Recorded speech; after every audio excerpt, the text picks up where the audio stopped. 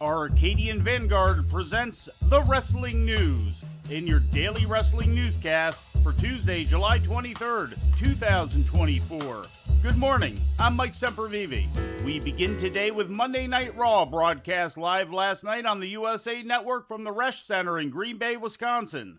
In the main event, Sami Zayn and Jey Uso defeated World Tag Team Champions JD McDonough and Finn Balor in a non-title match when Uso pinned McDonough. Following the match, Zayn was attacked by Braun Breaker. What a matchup in our main event tonight. Wait a minute! Sami, turn around! Turn around! Breaker with a spear! Braun Breaker on a mission!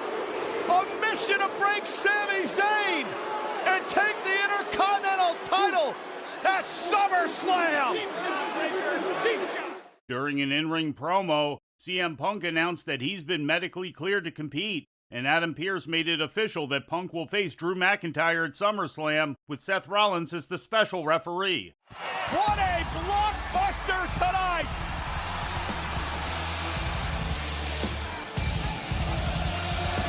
Punk's been cleared. The match has been made.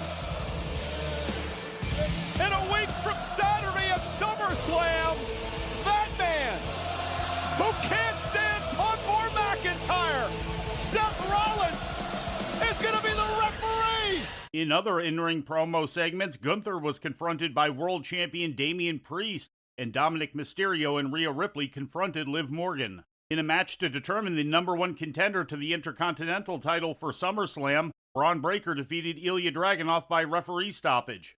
The Wyatt Six made another appearance, with Uncle Howdy putting Chad Gable down with Sister Abigail. The appearance came after Gable had ordered the Creed brothers to beat up Otis and Akira Tozawa. Otis and Tozawa had teamed up with Xavier Woods in a losing effort against the Final Testament when Karrion Kross pinned Woods.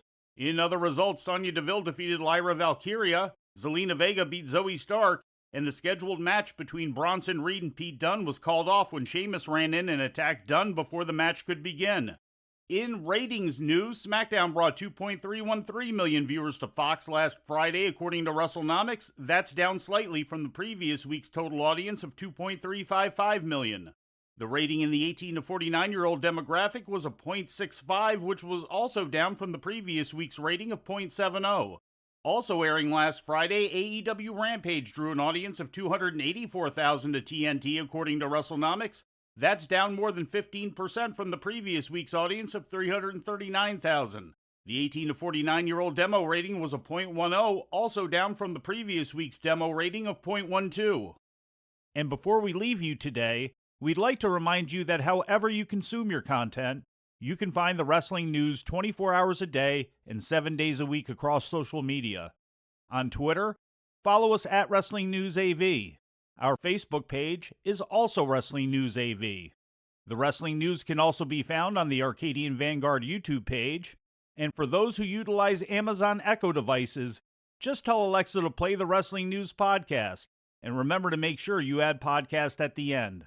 Once again, for daily updates, breaking news, and more, follow the Wrestling News across social media. And that's the news for today. If anything happens, we will be here to tell you about it. No clickbait, no paywall, just the Wrestling News. The Wrestling News is a division of Arcadian Vanguard, and the Wrestling Newscast is a production of the Arcadian Vanguard Podcast Network.